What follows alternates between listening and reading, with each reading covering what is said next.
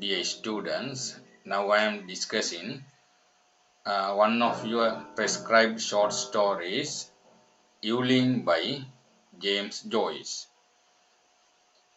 James Joyce Eveline is one of the short stories, right, in his collection of short stories called Dubliners. In Dubliners, there are 15 short stories. First of all, we should understand something about the title, Dubliners.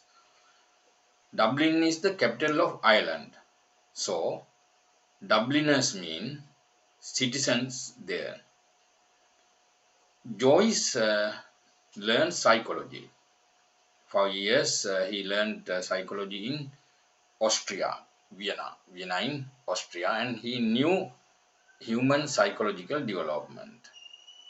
And he returned to Ireland, and thus he noticed some psychological changes within the people.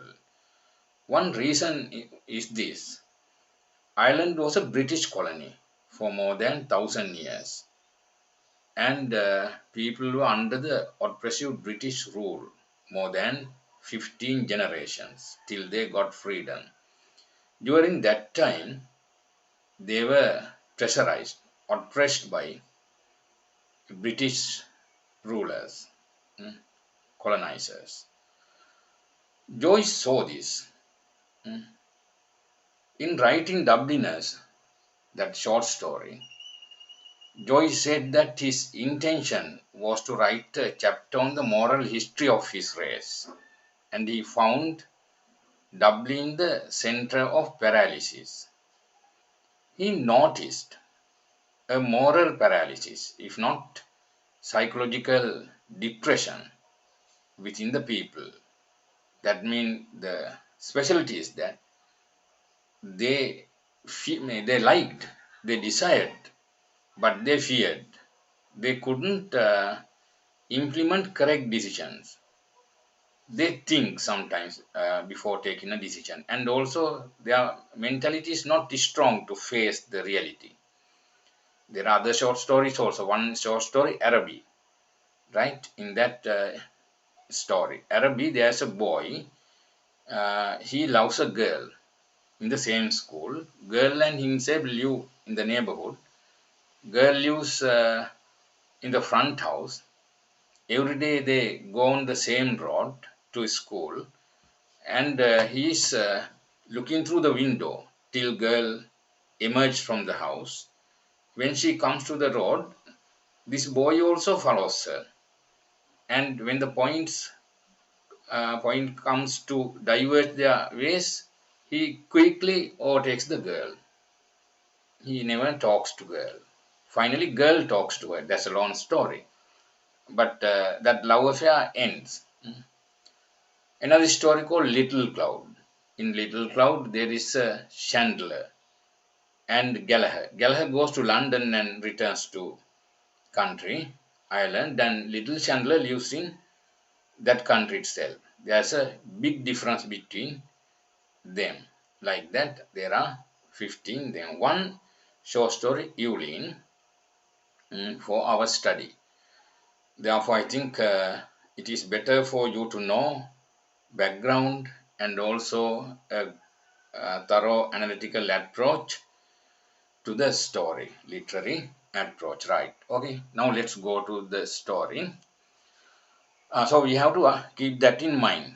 This paralysis, if not depression, was a common failure within these people, right? They were poor in decision making. They liked but feared, right? Now, the protagonist of the story is a 19-year-old girl called Eveline Hill. She lives in a very poor house with her father. Father is a drunkard, mother dead. She had two brothers, right? One brother died, another brother living. He's working as a church decorator. When there are weddings in the churches, He goes to decorate for money, right? And Eveline works in a store. She doesn't like that place either, right? Because there is no any inspiration, no one to motivate her. Her supervisor, Miss Gavin, is also angry with her. In house, father is a drunkard, right? Every Saturday she has to give her salary, full salary to father. But very difficult to take money back from father to go to market and buy the things. And in that store also, when people are listening, that Gavin is blaming her. So she is tired of that place also. Right now, anyway, she has fallen in love with a boy called Frank. Frank was born in Ireland, but in his early uh, boyhood, he left Ireland. He went to a shipping company as a deck boy, and later he became a sailor. He returned to this island. Island is called Old Country to see mother. During that period, he sees Eveline and falls in love with her. Now, Eveline has agreed to run away with him, elope with him, right? She has booked the passage of the boat to go to ship and then sail to Buenos Aires, right? That man has built a house there. Then, now she is about to run away. Before going to boat station, she's thinking now. We meet her at her old house. Right now, let's discuss the story. We should know that she has agreed to go away with Frank, run away with Frank, elope with Frank. Right? Anyway, Frank is a genuine man. He really wanted to take Evelyn away. Okay. She sat at the window watching the evening invade the avenue. Evelyn's name is also a sad one. Eveline. Evening. Evening is a time which is sad. It is neither day is neither fully lit nor dark. Twilight time. So name has also a connotation with sadness and failure. Eveline is surrounded by so many circumstances of sadness, failure, death, and decadence. Looking at the window, watching the evening invade the avenue. Invade also, invade by force. She is looking at people are walking on the road. Her head was leaned against the window's curtains, and in her nostrils was the odor of dusty cretonne. Cretonne, curtains of windows. Its odor she can feel. It is dusty.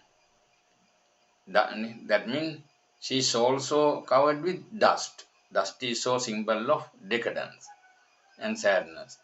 She was tired now. She was tired because Eveline had to work both at home and store.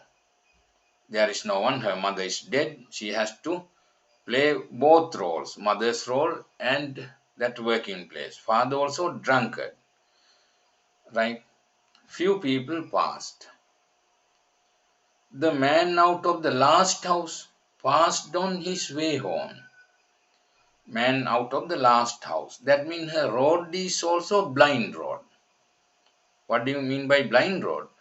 That means road ends, right? One who goes on the road can't proceed, has to turn back. She lives in such a place. Road is also blind one, blind road. That's why she is looking at the man uh, returning home, man of the last house.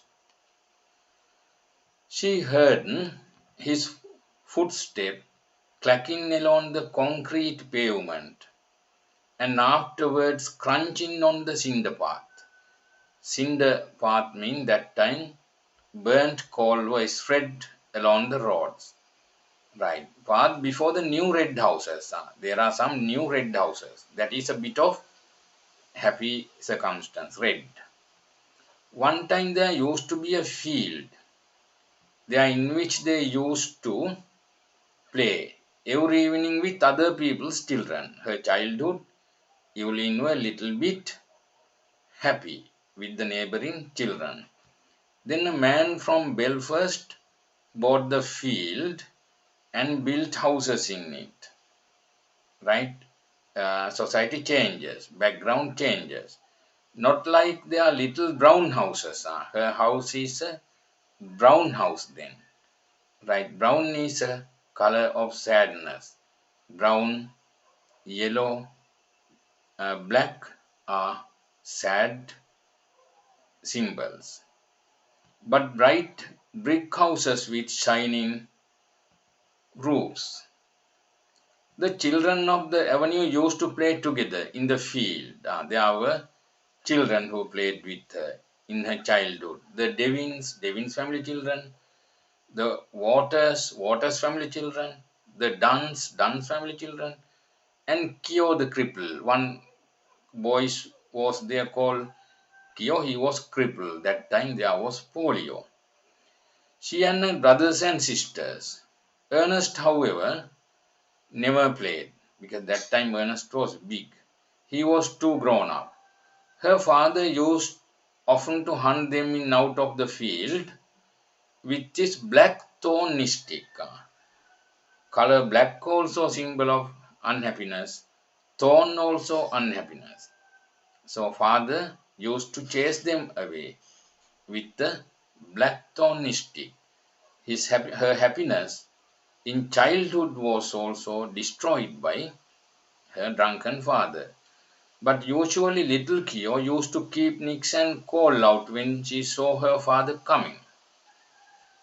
They kept that little boy, cripple, as the guard when playing. Presence of cripple is also again a symbol of sadness, frustration, failure. She is surrounded by so many circumstances of death, unhappiness, frustration, uh, decadence, yes, death. Still, they seem to have been rather happy then. Now, Eveline is about to run away, and writer goes back to her history. Her father was not so bad then, and besides, her mother was alive when mother was alive. That was a long time ago. She and her brothers and sisters were all grown up, and mother was dead, one dead. Tissy Dunn was dead, Dunn family, one child dead. And the Waters had got back to England. Everything changes. Now she was going to go away like the others to leave her home. Many men, young men at that time, left Ireland in search of better places because Ireland was a melancholy place, unhappy, sad, right? No motivation. People just lived because they were born, right? No future expectations. Home. Now, Eveline's problem is this. Eveline thinks too much. She wants to run away. But after agreeing to go with agreeing with that man, Frank, to run away, at the last moment now she thinks. First she agreed. She could have thought at the beginning before giving the word. After giving the word, again and again thinking seriously, there is a mental failure. Right? There's a saying, think before you leave. But the reality is that those who want to leave, right, refrain from thinking too far. Right? Those who think too far, refrain from leaping. Right? That is also truth here. Home. She looked around the home, reviewing all its familiar objects which she had dusted once a week for so many years. So many years she did it, wondering where on earth all the dust came from. Right? That means she is surrounded by dust also. Perhaps she could never see again those family objects which had never dreamed, which she had never dreamed uh, of being divided. She never thought of leaving them. And yet, during all those years, she had never found out the name of the priest whose yellowing photograph hung on the wall above the broken harmonium beside the colored print of the promises made to Blessed Margaret Mary Alacoque. There is a priest hung on the wall. Priest in English literature is a symbol for frustration. And yes, priest, sad symbol, frustrated. And photograph yellowing. Yellow is also a color, is a connotation of death and decadence because leaves of trees become yellow when they are about to die. And there's a broken harmonium, musical instrument, but it is broken. And also there are colored print of the promises made to Blessed Margaret Mary Alacoque, a nun. That is also a symbol of failure or frustration.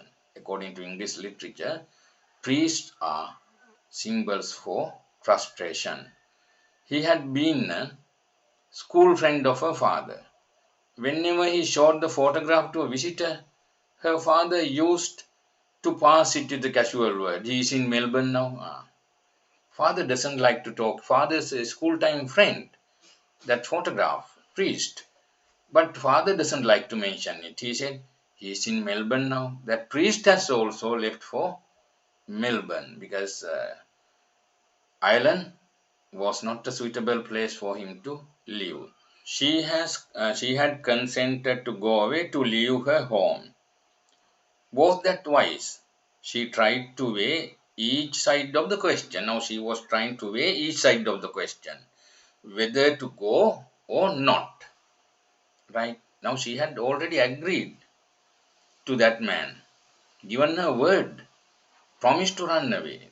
Yeah. Frank is keeping hopes to make her his wife. Mm. Uh, that means now she begins thinking after giving word. There's a saying, those who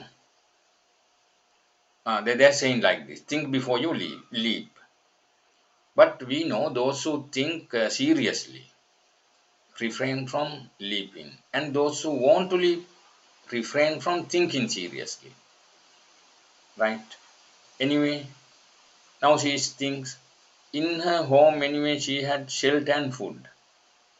She had those whom she had known all her life about her. Of course, she had to work hard now.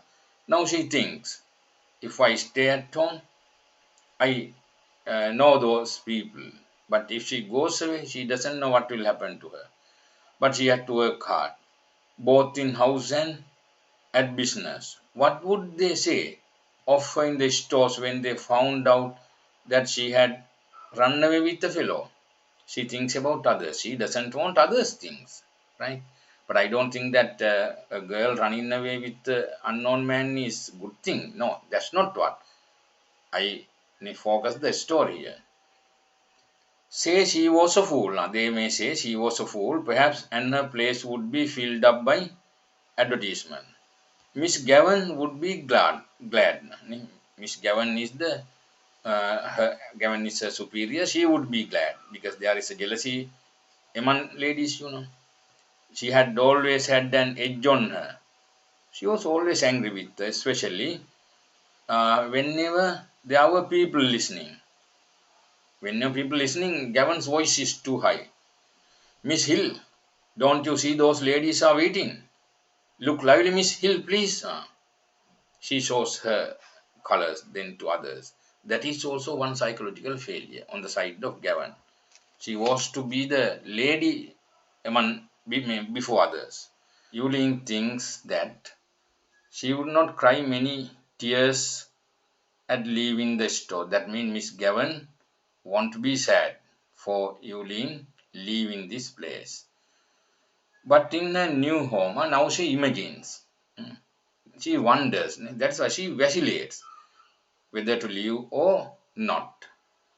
Now she thinks about the possibility that she may face in future.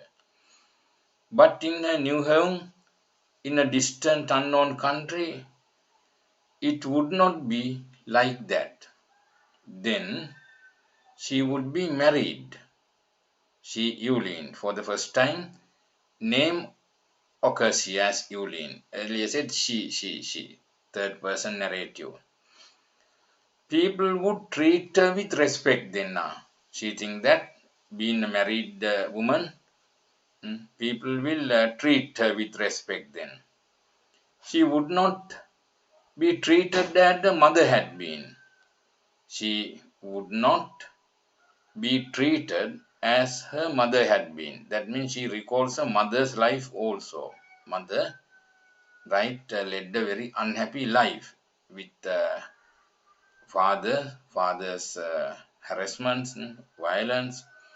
Those things are not mentioned, but Ireland people were like that. Even now, though she was so 19, she sometimes felt in danger of father's violence. Father still practices violence at home. She knew it was that had given her the palpitations. When they were growing up, he had never gone for her like he used to go for Harry and Ernest, right, her two brothers, because she was a girl. But latterly, he had begun to threaten her and say what he would do to her only for her dead mother's sake. Father recently began thinking so. Being a father, he can't tell so. Whatever he does for her because of dead mother's sake. That is not a good word from right a father. And now she had nobody to protect her. Right. Mother is dead. Now she had nobody to protect her. Ernest was dead. Ernest was dead. One brother dead.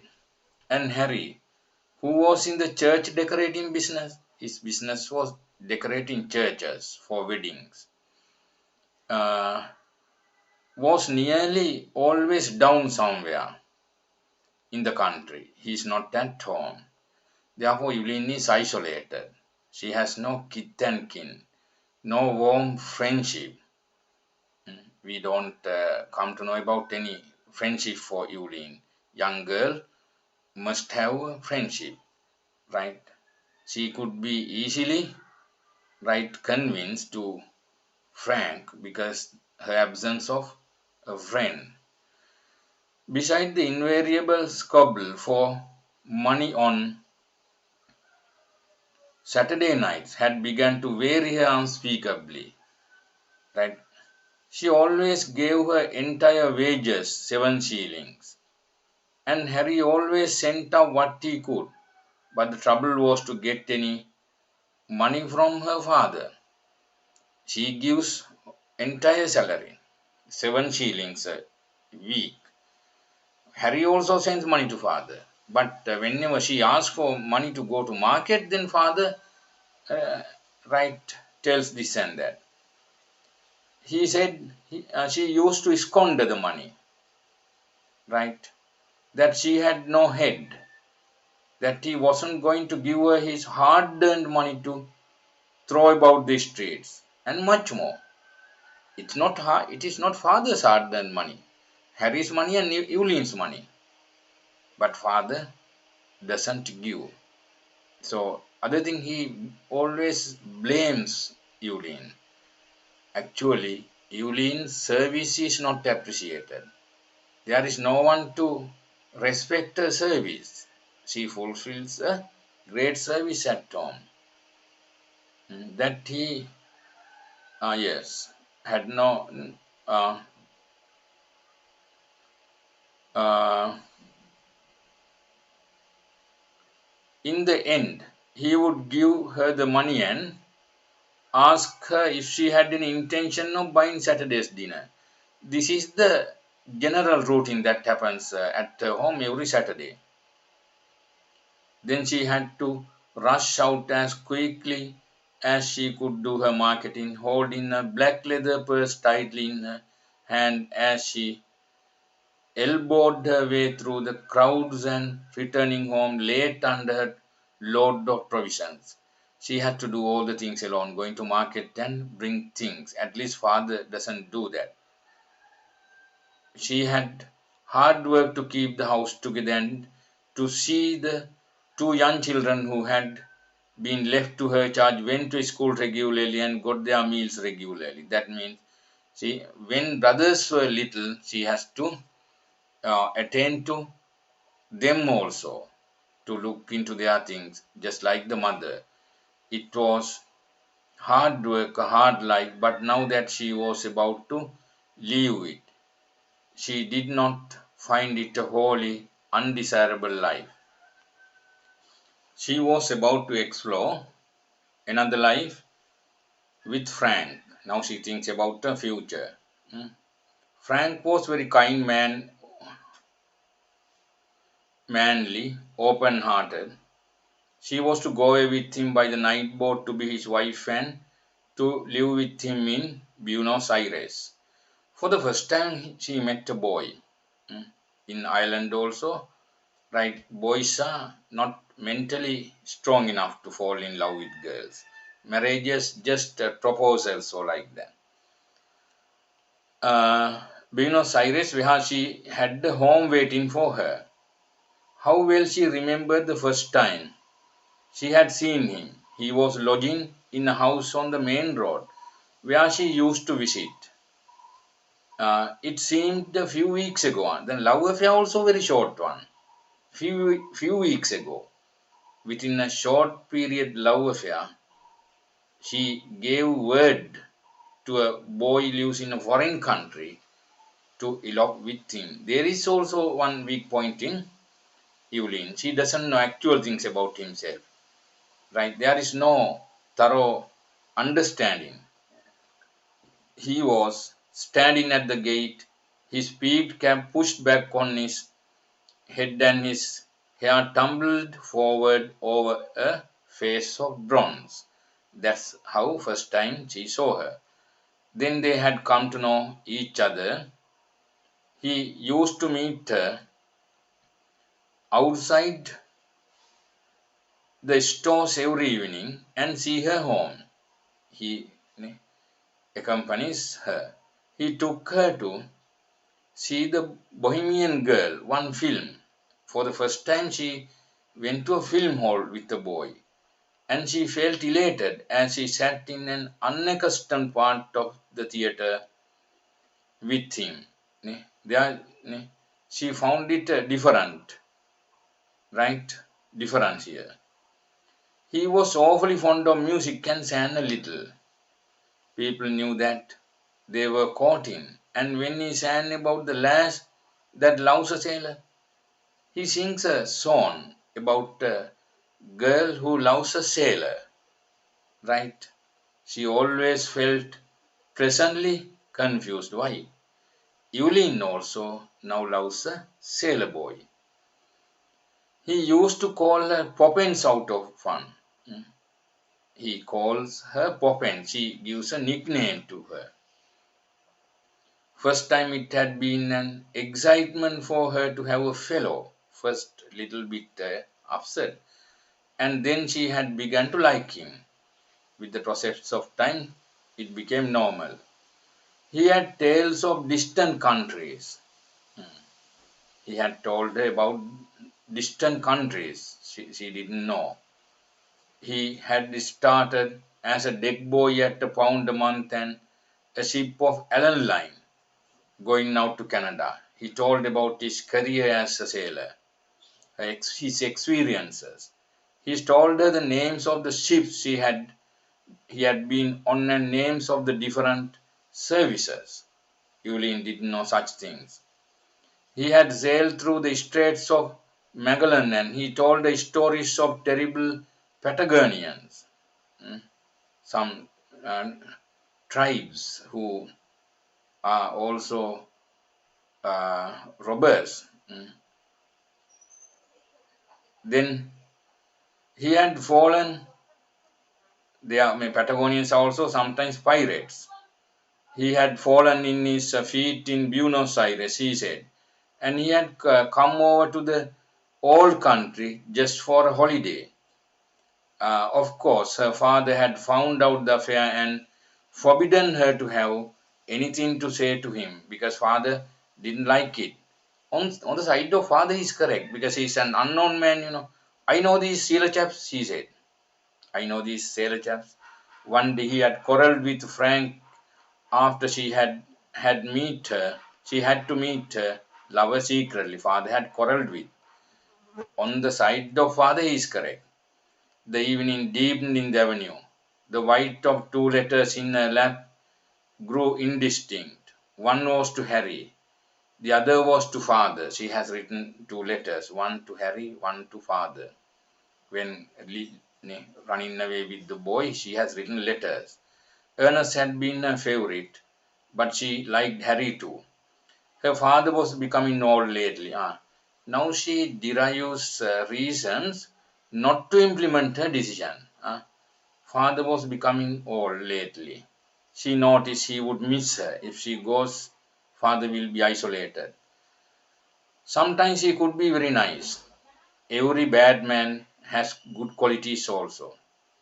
That's why I say sometimes he could be very nice. Not long before, when she had been laid up for a day, one day when she was ill, he had read out a ghost story and made toast for her at the fire. Father made toast for her. Another day, when their mother was alive, they had all gone for a picnic to the hill of Hope. Father took them on a picnic. She remembered her father putting on her mother's bonnet to make the children laugh.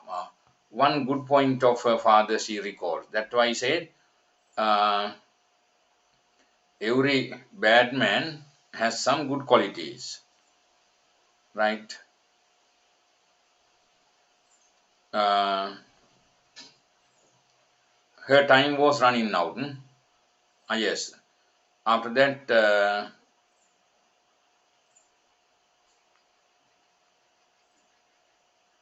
yes, her time was running out, but she continued to sit by the window, leaning her head against the window curtain, inhaling odor of dusty cretonne. Cretons are curtains. Now there is another uh, right circumstances, if not symbol for death and decadence, sadness. Down find the avenue, she could hear a street organ player playing. She knew the air, strange that it should come that very uh, night to remind her of the promises promised to her mother. The same, she remembered this street singer because player. He walked on the same road on the night that her mother died. That street uh, player, singer, reminded of her promises that she gave to her mother, right? Gave her mother that night. Her promise to keep the home together as long as she could. She promised her mother on her deathbed. She remembered the last night of her mother's illness. She was again in the closed dark room at the side of the hall, and outside she heard the melancholy, right, air of the Italian street singer. The organ player had been ordered to go away and given sixpence. She remembered her father strutting back into the sick room saying, "Damned Italian coming over here."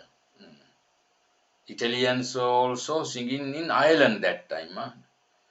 As she mused, the pitiful vision of her mother's life laid in its fell on the very quake of her being. That life of commonplace sacrifices closing in final craziness. Mother died with final craziness.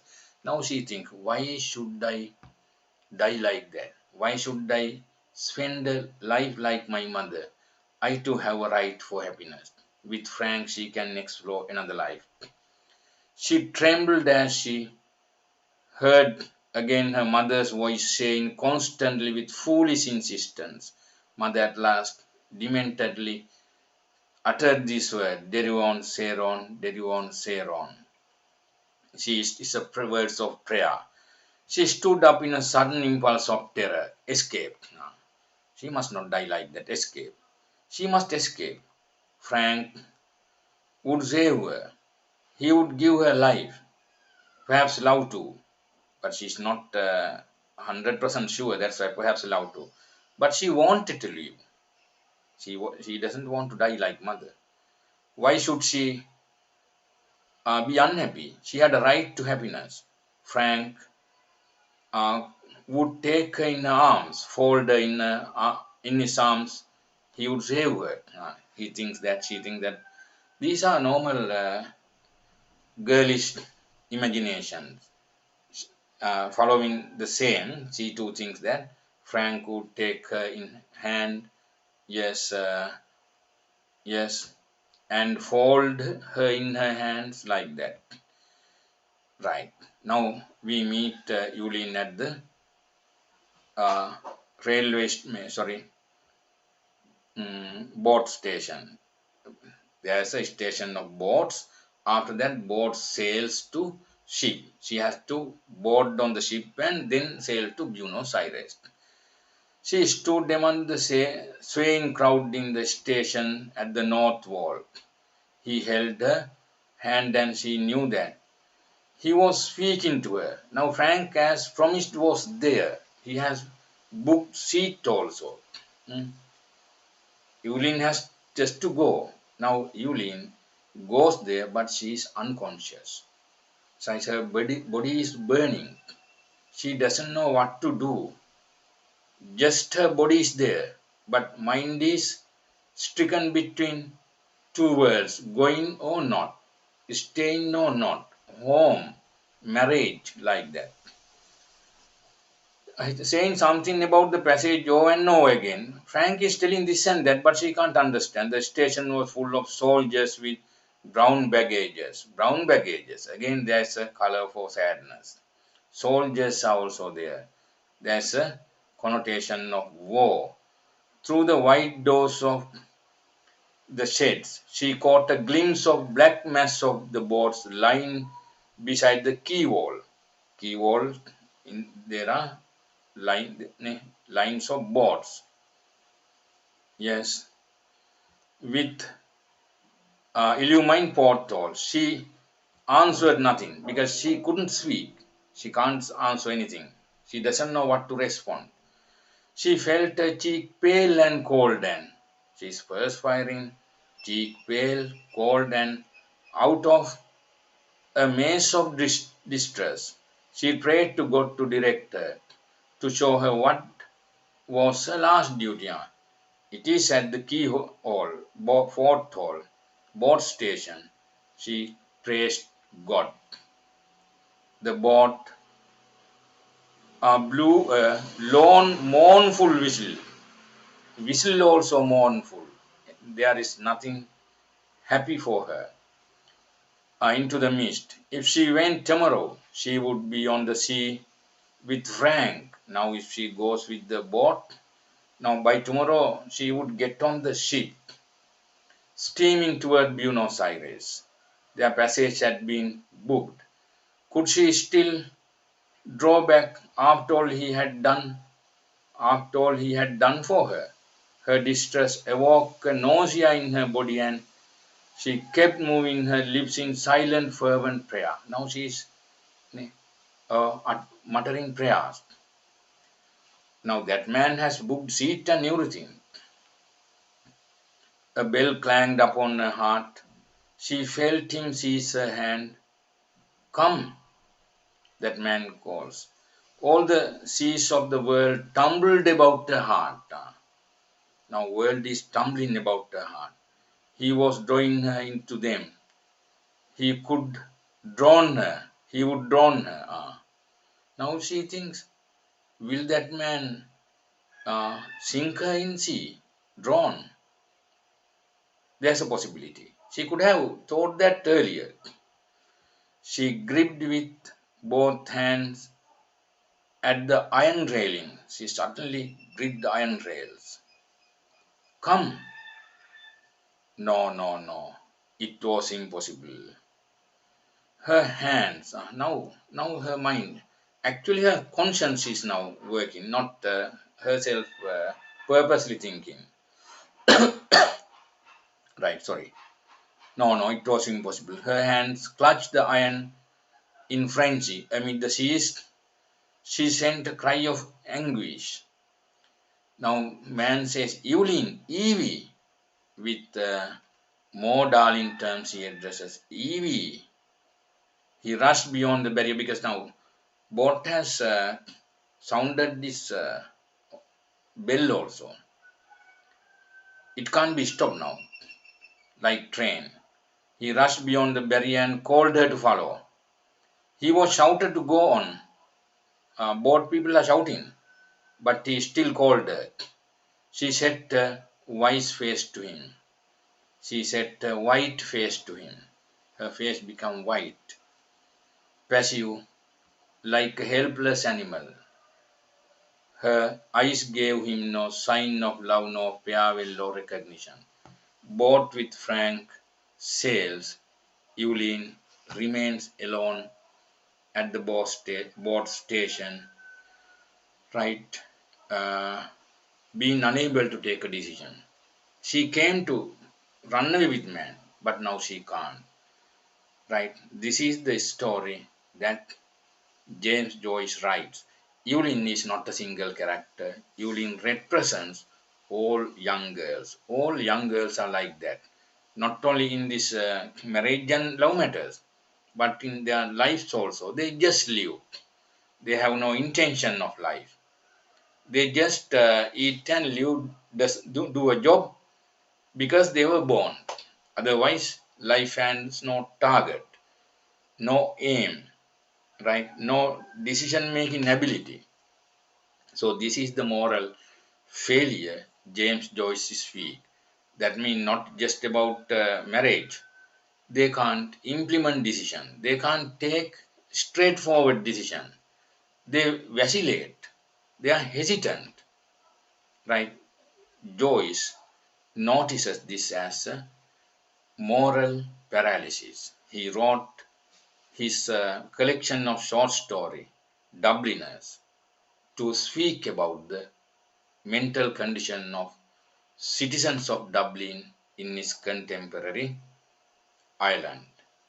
Right, I think you students may have taken some idea. In my future videos, I hope to cover the syllabus, but it may take time because I have to uh, record videos because I am fully engaged in BA in English, University of Jayawardena external degree. I am the only teacher in Sri Lanka to cover all subject for that. So busy, but I will do something. Have a nice day. Thanks for watching.